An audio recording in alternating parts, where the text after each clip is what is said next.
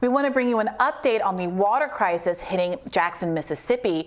USA Today is reporting that some residents are experiencing brown water coming out of their faucets. And while the city said it has restored water pressure, people are still getting contaminated water.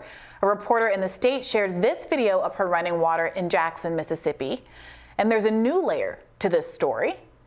According to Popular Information, a multi-billion-dollar corporation, Siemens, has only made things worse. In 2010, the company installed new automated water systems and a new billing system. Residents in Jackson said they either did not receive any water bills or received water bills that were unusually high. In a 2020 legal battle between Siemens and the city of Jackson, Jackson won a nearly $90 million settlement. City officials said the company botched their work, while Siemens accused the city of Jackson of failing to acknowledge broader problems with its water system. Yeah, so this was supposed to get the city, privatization was supposed to get the city something like $120 million in savings. Not only did that savings never materialize, but as we said, people were either never billed or billed at, unusually high amounts. The city entered into a lawsuit to recoup some of that money, and it did win its lawsuit. However, it was not made whole in the judgment, and moreover, a third of the money that they did actually win back from Siemens went to legal fees. So you have the poorest state in the union, one of those poorest cities in the country, that was really, this crisis was really exacerbated. It wasn't caused initially by, but it was really exacerbated by the huge, funding hit that the city took over this privatization deal. And now the governor is talking again about using privatization as a way to get out of the current crisis. Well, look, if they were engaged in this company, this private company providing the water, if they engaged in fraud or shady business practices, then they should be sued. It sounds like they were, and should be made to, that's unfortunately, should be handled. The problem with relying on legal recourse, and I'm glad they were able to get some of the money back, obviously, but the problem of relying on legal resources is that even litigation favors people who have more money and resources. So you see this all the time, where even if richer litigants don't have the best case, they will choose to litigate because they know that they can afford attorneys and basically just wear out the opposition. And they know that they can pay if they lose and end up having to pay in some instances the legal fees of the other side.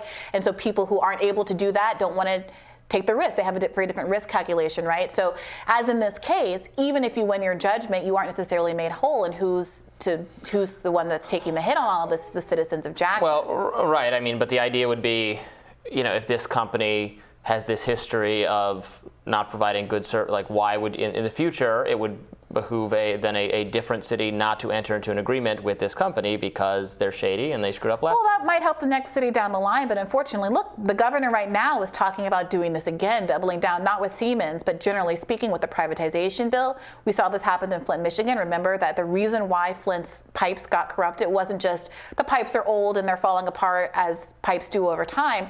It was the decision to switch the source of the city's drinking water from a clean, safe source to a dirty, polluted source, which caused,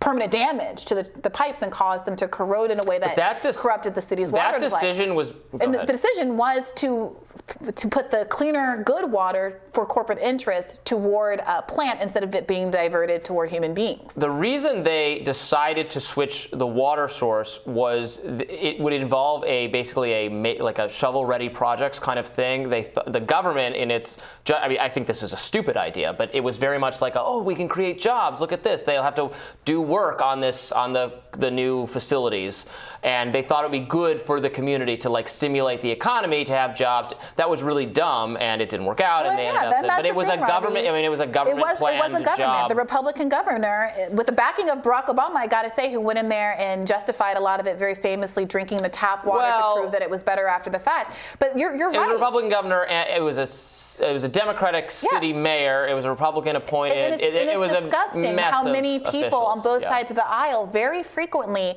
couch things in terms of this is going to help the community when they really mean this is going to help business. And we're still being sold this dream of trickle-down opportunity, but what we see over and over again is that what comes out of your pipe flows to a trickle to the ground, and your community is poisoned as a consequence of these plans. One of the most outrageous, so I paid more attention to the Flint issue because I'm from Michigan originally. One of the most outrageous aspects of that horror story was that state employees who worked for the state government but lived in the city at the state agencies, state offices, state branches of things that were in the city, they had for months before it was publicly revealed that the water was bad, they were getting clean water sent in like by the barrel, by the bucket, in the water cooler type thing. Disgusting. They were having that shipped in for them months before it was disclosed for the public. It's absolutely disgusting, and it is an accountability We can all be outraged issue. about that. It's like, why is it that you have Joe Biden, for instance, championing this infrastructure program for the entirety of his administration,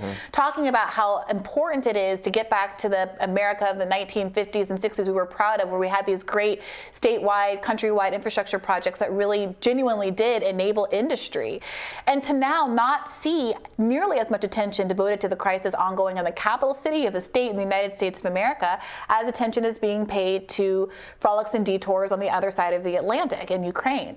And I think that a lot of people are going to look at this and say, why should we believe you when you say, coming up to midterms or the general election in a couple of years, why should we believe you when you say you care about infrastructure, you care about communities of color? There was all of this rhetoric that went on about South Carolina and Georgia and how it won Biden the presidency and then the Senate. And there's a real indifference that's showing, I think, into the amount of attention that's paid to this crisis and the ongoing crisis. I will say that there was a spotlight because of the newsiness in Flint and now in Jackson, Mississippi. But there are water quality issues all across this country that are being ill-attended to while both parties bicker over, whether or not kids can read X book in school or whether or not some trans kid can play on some team. And I'm not saying that those aren't issues that people have a legitimate interest in, but there really, I do think, needs to be a prioritization of what's going on. If in the richest country in the history of the world, Americans can't turn on their tap and know that they can drink safe drinking water. My understanding, though, is that it's so gross to look at those pictures and imagine people having to cope with that, and they shouldn't have to. Water standards have actually improved. So what is now considered unacceptable, like the Flint situation, unacceptable, that standard was perfectly acceptable as recently as a few decades ago. So for most of U.S. history, people were drinking water of exactly that quality. Right, a few decades ago, a lot of things were happening, including but we talk a lot about how everything seems like it's getting worse, everything's crumbling, everything's bad. Most people in the country were drinking water of exactly that quality until recent memory. Right, and we also had all kinds of rates of lower life expectancy, although, of course, now, perhaps because we're returning to those eras of old life we're always talking about how everything's diminishing getting worse, but we have. Well, I do think we're doing the news, and to the extent that we're part of an important, the fourth estate is part of an accountability mechanism to hold people accountable. I don't think that it's our job to sit around saying, everything is daisies and roses. We should be putting pressure on elected officials to deliver in the ways that they were elected. I don't think anyone would ever accuse us of sitting around and saying that everything's all daisy and roses. Well, as a final point, as a downer, I should say I'll be daisy, you be rose. Deal, Robbie. But as a rosy downer here, I would also just like to point out that as the governor continues to talk about privatization in Mississippi, it's worth noting that I believe the number is 56%. That when cities do bring in private actors to administer their water facilities, those cities have a 56% more likelihood of having these kind of water quality issues on top of having higher costs in the place. So the fact that Jackson is so poor, it seems like a little bit of a counterintuitive choice to do something that would both has proven not to work in the city, is going to be at a greater cost to the citizens of the city, and also is statistically likely to lead to more water quality issues down the line. So we'll be continuing to follow that particular story, and we'll have more Rising for you after this.